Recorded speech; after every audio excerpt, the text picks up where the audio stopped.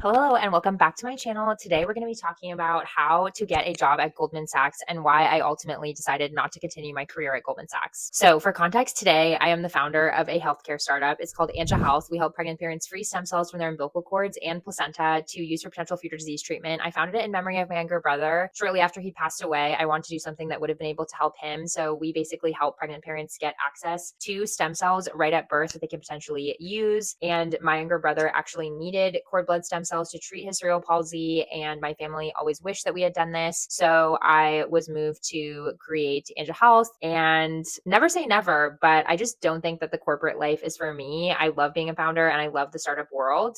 I think that it's where the cutting edge of innovation happens, but I'm also super grateful for my past, which includes Goldman Sachs. And I'm proud of that because I worked really, really hard to get this job at Goldman Sachs. It was my personal mission and my first really, really big career win for me. Alrighty, let's get into it. You're probably going to say that it's clickbait, but it's what really happened. Okay. So for context, I really wanted to go to law school. I really loved Model UN in high school.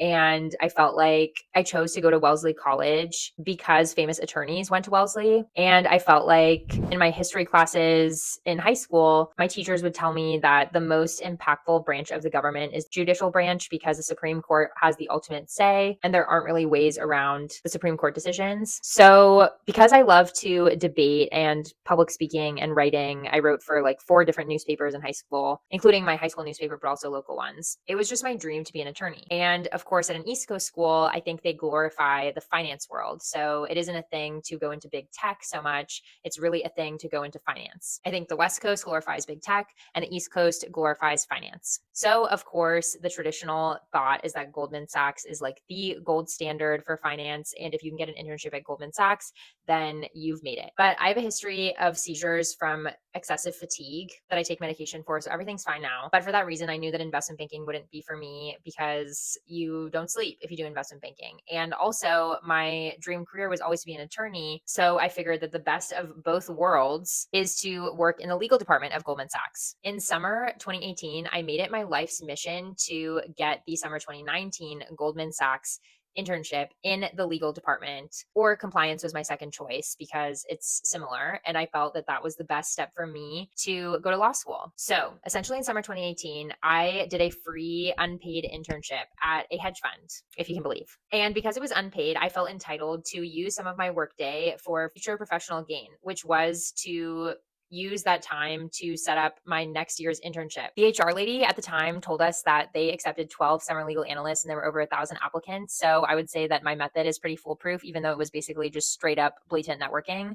But I think that's genuinely how you get a job at Goldman Sachs is blatant networking and creating your own network if you don't already have one or making one. So basically starting about 2 weeks before my internship in 2018, my unpaid internship at the hedge fund, I committed to going to one coffee per day for 6 weeks because that was the duration of my hedge fund internship. And I wanted each coffee to be with someone that worked at Goldman Sachs legal or compliance, regardless of their title, regardless of what they did, regardless of the group or what have you. I wanted to make sure that I was doing one thing every single day that I was in New York City of summer 2018 to set me up for summer 2019. And so that's what I did. I DM'd everyone on LinkedIn. Every single person that worked at that time in legal or compliance at Goldman Sachs is connected with me on LinkedIn. And a lot of times they wouldn't respond, but I would usually add a note when I submitted the connection. I wrote to them, "Hey, I'm really interested in the legal department of Goldman Sachs. I wanted to learn more about it. Would you be interested in getting coffee this week?" Question mark. So I'd vary the message a little bit person to person. And sometimes I would add personal notes if there was something particularly interesting to me on their LinkedIn, or I would Google around and search for something that I could mention in my message to make it more personal. But it was generally, that was the gist. Probably by the second week, I had a coffee set up every single day for the next few weeks. And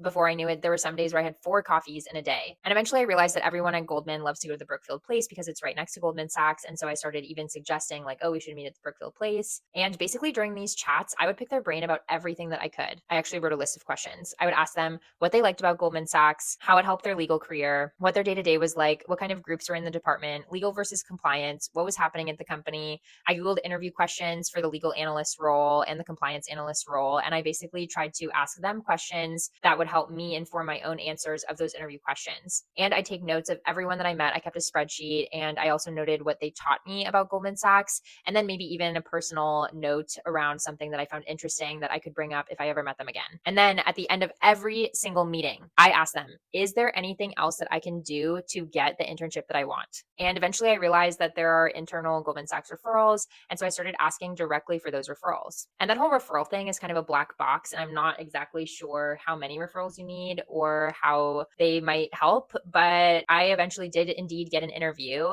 and I did indeed get the job. So I was a summer analyst in 2019 in the legal department assisting the special situations group, which was really amazing because it's a really special group inside of Goldman Sachs. And the only female managing director also went to Wellesley. So that was also really special to be able to get a look inside Goldman Sachs. And I would always make sure to follow up the day of the coffee chats that I was having. But when I was actually at Goldman, I would also follow up with some of them as well. So I would try to continue to maintain relationships. I remember my manager at the hedge fund that I was working at that summer, I told him that I was doing this. And he told me that the most important part of having these coffee chats and networking is the follow up. So even if it's only annually, just like anything that you might be reminded of that might make you think of that person, you can just send them a quick note and a quick update with how you're doing so that they can see how they can help you. And you could potentially ask if there's anything that you can do to help them as well. Okay. And then this is how the actual internship itself went. I think I'm going to make a separate video about why I decided not to go to law school, but this Goldman Sachs internship was actually extremely pivotal in the trajectory of my career because prior to that, I had planned to take the LSATs and I was really planning on going to law school. And I, in fact, took the LSAT 3 times and I canceled one of my scores because it was the same as the previous score. So I was really intent on going to law school. I wanted to do international human rights law. Amal Clooney had my dream career, but truthfully, I didn't really know what international human rights law meant. Like from what I could understand from Google and YouTube, it seemed like the dream career because it felt like something that was largely impactful. And I just wanted to be able to help people. And when I told people that at Goldman Sachs, they would often kind of be like, okay, like you are not going to help people if you pursue a legal career, which was kind of jarring for me to hear because basically they told me that everyone that they knew that was an attorney hated their life unless they were really, really passionate about the letter of the law. And I didn't feel that passionate about the letter of the law. I felt passionate about impacting people. And this one guy in particular told me that maybe I would find impact in employment law at Goldman Sachs because you basically deal with any human rights reports, like if someone feels like they got assaulted in the workplace or et cetera. In that way, it could kind of be like human rights related if you do employment law. So then I was networking in the employment law group, but then they were kind of like, okay, like if you actually want to help people, you weren't going to make no money. Basically, everyone was just discouraging me. And it was kind of crazy because I felt like I had found the creme de la creme of the legal field and they were telling me not to pursue their job. But then I also kind of realized that one thing about legal compliance and ops at Goldman Sachs and at any bank really is that they are just not considered the creme de la creme in a way because although they're doing something at a creme de la creme institution, like Goldman Sachs is the creme de la creme of investment banking and finance, but the creme de la creme of the legal world is big law. The cases that they cover in big law are typically like commercial law and defending really big companies, and that didn't feel anywhere near international human rights. So that's when I realized that if you want to pursue a career in a certain field, it's not enough to just go to a gold standard institution like Goldman Sachs. You have to find the gold standard institution for your specific industry. It means something different to be a software engineer at Goldman Sachs than it does to be a software engineer at Apple or Google or Facebook. Not to say that there's anything wrong with that, but I felt like because I didn't put myself in that position, I just felt like Goldman Sachs was the standard in finance, but I was in legal. Like it just felt like I was doing a disservice to my own career. And I also kind of felt looked down upon in a way because I was just kind of like this like legal analyst. So ultimately I decided not to pursue law school, even though I took the LSATs and everything, because it just seemed like the impact that I was desiring wasn't really there. And in school, I studied media arts and sciences, which is basically computer science and art, and typically intersects with digital design. So instead, I started looking into UX design jobs. I'm going to do a separate video about how I got my first UX design job. But ultimately, that's why I decided not to go to law school, was really this Goldman Sachs internship. But it was a really amazing thing to be a part of a really big company and to see kind of a quick bird's eye view into the corporate lifestyle and what that means. Goldman Sachs was the creme de la creme in a lot of ways. And especially because I was in the special situations group, I felt like I was a part of something special. And I was. So I definitely am really grateful for that experience. And